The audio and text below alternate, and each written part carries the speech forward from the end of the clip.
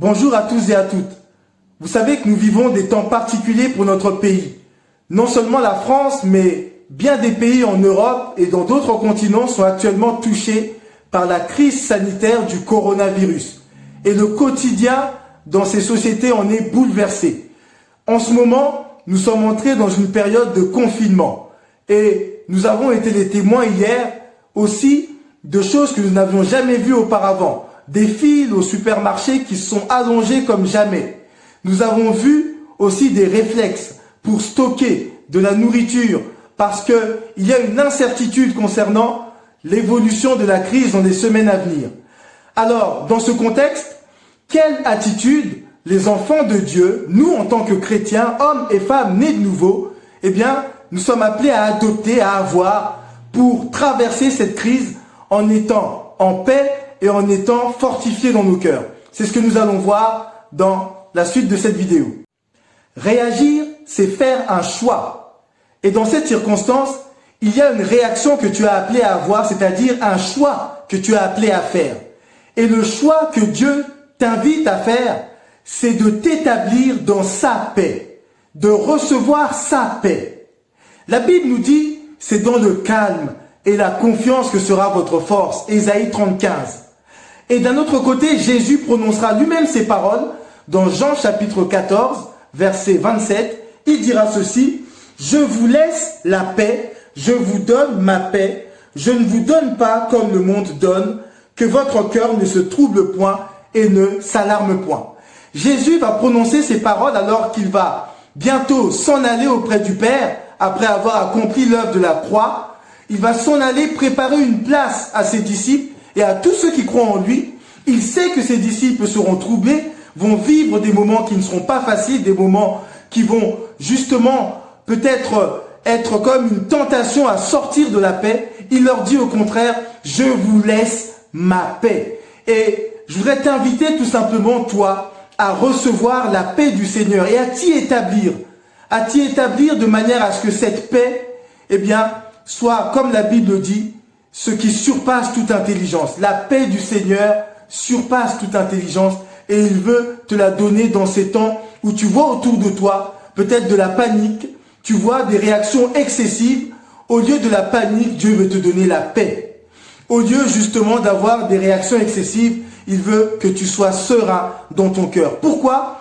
Parce que ta vie est entre ses mains. Si tu lui as tout confié, s'il est le maître, s'il est le souverain de ta vie, eh bien, sois en paix parce que il est celui qui est au contrôle des moindres éléments de ta vie. Choisir sa paix, c'est rejeter tout ce qui veut mettre nos cœurs en panique. C'est refouler tout cela loin de la porte de nos cœurs. En réalité, nous revenons à ce que dit la Bible, garde ton cœur plus que toute autre chose, car de lui viennent les sources de la vie. Et Dieu, à travers sa paix, veut faire abonder dans ces temps troublés, eh bien, les sources de la vie. J'aimerais te dire que Jésus, rempli du Saint-Esprit et veillant sur son cœur, a pu traverser la tempête, eh bien, le cœur en paix. Il dormait, nous dit la Bible. Il dormait alors que ses disciples étaient agités. Non pas que Jésus était inconscient de ce qui se passait, mais il savait ce que Dieu était en train de faire, ou plutôt là où Dieu lui avait ordonné d'aller. Alors, tu peux être en paix dans la mesure où tu sais que Dieu a encore un plan à accomplir avec toi. Deuxième chose, choisis d'adorer Dieu dans ces temps troublés. Choisis de continuer à l'adorer, même si tu ne comprends pas le pourquoi des choses. Même si tu ne comprends pas pourquoi certains frères et sœurs, certains chrétiens ont été atteints. Il y a une dimension qui est celle de la souveraineté de Dieu, que ni nos prières, ni notre foi ne sauraient, pour ainsi dire, infléchir. La souveraineté de Dieu, c'est Dieu, lorsqu'il décide que notre temps est arrivé, en l'occurrence, eh bien, il nous reprend, coronavirus ou pas. Toutefois, notre vie n'est pas entre les mains du coronavirus, elle est bel et bien entre les mains de Dieu. Et ça, c'est ta foi qui peut le proclamer. Choisis la foi. La foi, c'est proclamer la souveraineté de Dieu, mais c'est aussi proclamer qu'on a confiance en sa toute sagesse, en sa toute puissance.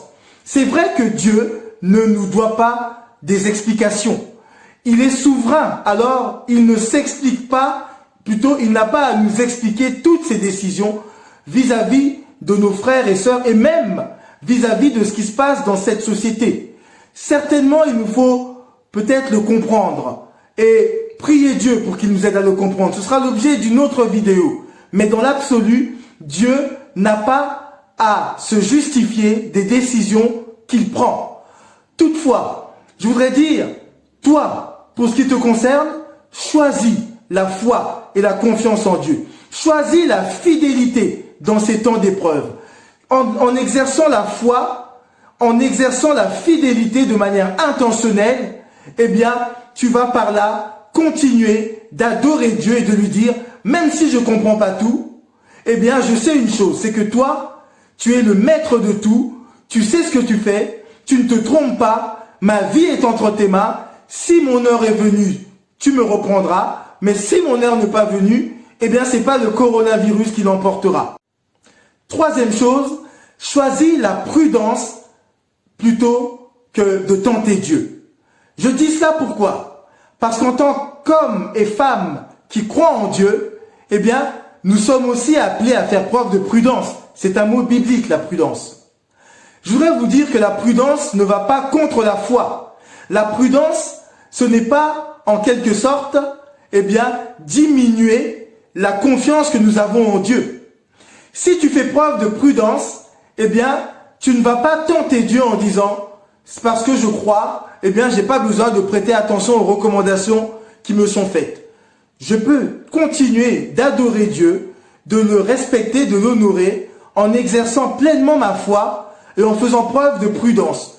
Ainsi, j'évite de tenter Dieu. J'évite aussi d'être un piège pour ceux et celles qui, dans la société, ne comprennent pas toujours, eh bien, ce qu'il y a au fond de mon cœur. Ils vont voir également que je suis capable de vivre une relation vraie, authentique avec Dieu, profonde, parce que je crois en lui. Je ne suis pas déstabilisé par la menace du coronavirus, c'est-à-dire que je confesse par mon attitude que c'est Dieu qui règne et non pas le coronavirus qui règne sur ma vie, mais toutefois, eh bien, je suis capable de ne pas tenter Dieu ou bien être une source de trouble pour ceux et celles qui m'entourent et plus encore pour les membres de la société, eh bien, qui eux également prennent leurs précautions. Alors, vis ta foi, vis là dans la paix, mais sois prudent et ainsi tu honoreras Dieu. Quatrième réaction, c'est celle de la prière. Celle de répondre à l'appel de la prière. Je pourrais le dire autrement. C'est la réaction aussi de la compassion. Parce que la prière est pour nous le moyen de compatir. Et en réalité, le moyen de pouvoir agir auprès de Dieu en faisant preuve d'un cœur compatissant. Nous prions pour ceux et celles que nous aimons, mais Dieu nous appelle à prier pour la société. Même si nous interprétons ces temps d'épidémie comme un temps de jugement, eh bien, nous ne sommes pas dispensés de prier. Parce que la Bible nous dit, dans Ézéchiel chapitre 22, verset 30, que Dieu cherche un homme, une femme, une église, des hommes et des femmes, pourrait-on dire, qui croient en lui, qui croient en Jésus-Christ, pour prier, pour intercéder pour le pays, afin qu'il ne le détruise pas, afin que le mal pour nous ici ne se répande pas. Alors prier et demander à Dieu que ce mal, cette épidémie cesse, eh bien c'est faire preuve de compassion. C'est aussi servir Dieu en servant également, eh bien, l'intérêt quelque part de ceux et celles qui sont appelés à connaître Dieu à travers notre amour et notre compassion. De manière précise, nous pouvons prier pour le personnel médical, nous pouvons prier pour tous ceux et celles qui interviennent en ce moment en étant particulièrement sollicités, non seulement les médecins et les infirmiers, mais également le SAMU, les pompiers. Et prier également pour que Dieu, d'une manière ou d'une autre, dans ces temps où ils voient ce qu'ils n'ont jamais vu auparavant, ils puissent se poser personnellement des véritables questions. Demandons au Seigneur de les sauver de la mort, mais bien plus, de se révéler à eux, de se révéler à toutes ces personnes qu'on vient de mentionner, allant du personnel médical à ceux aussi qui sont touchés peut-être par le coronavirus. Prions pour que le Seigneur leur donne de se poser les véritables questions. Ce qui compte vraiment, est-ce que la vie, eh bien, c'est tout simplement cela? Est-ce qu'un rien doit tout emporter et qu'il n'y ait rien après? Eh bien, demandons au Seigneur de leur donner une profonde révélation du sens même de la vie et de la volonté de Dieu, de leur donner la vie éternelle par la foi en Jésus-Christ, de leur donner le pardon de leurs péchés, de leur éviter le jugement éternel de l'enfer, de cet éloignement, cette condamnation, loin de Dieu, loin de sa présence, et avec une souffrance terrible, indicible. 5e point, c'est de bénir Dieu en tout temps. Et même dans ces temps que nous ne comprenons pas, que nous ne maîtrisons pas, nous sommes appelés à bénir Dieu, en sachant que Dieu est capable de changer le mal en bien. Tout à l'heure, nous disions qu'il nous faut prier pour que Dieu puisse révéler sa personne et son amour à ceux et celles qui ne le connaissent pas, après qu'ils se soient interrogés, peut-être chercher Dieu à travers ces temps. Vous savez que si, à travers cette crise sanitaire, un grand nombre de personnes cherchent Dieu et le trouvent, eh bien ce sera pour nous un sujet de joie et de bénédiction envers Dieu. Ce n'est pas que nous devons demander à ce que cette crise sanitaire se prolonge, loin de là, parce que nous voulons faire preuve de compassion envers ceux et celles de notre société, qui sont atteints, qui souffrent et qui sont troublés par rapport à cela. Mais nous devons comprendre que Dieu a le souci bien davantage de sauver les hommes de l'enfer éternel plutôt que de les sauver d'une mort qui serait, oui, quelque chose de terrible, de dramatique pour les familles, mais qui n'est pas la fin de toute chose du point de vue de Dieu. Béni soit Dieu pour ceux qui meurent en Christ, mais combien il est terrible, nous le savons, pour quelqu'un qui ne meurt pas en Christ, de partir de cette terre sans, justement, s'être réconcilié avec Dieu. 6e point, c'est faire le choix de grandir. Grandir dans ta relation avec Dieu, dans l'authenticité de ta communion avec lui, dans le fait de lui laisser, plus de place, plus de règne. Grandir en choisissant de faire de ces temps de confinement, des temps de rapprochement de ton Dieu. Le fait de grandir va passer aussi par le fait d'accepter que ces temps que nous n'avons pas choisis, qui sont troubles pour la société et qui nous interrogent peut-être, sont aussi des temps permis par Dieu, justement, pour que tu puisses prendre le temps, de te confiner dans sa présence, de t'approcher de lui, comme nous l'avons dit. Et le fait de l'accepter, va te mettre dans la bonne disposition pour ensuite pouvoir recevoir dans ton cœur vraiment ce que Dieu veut te donner.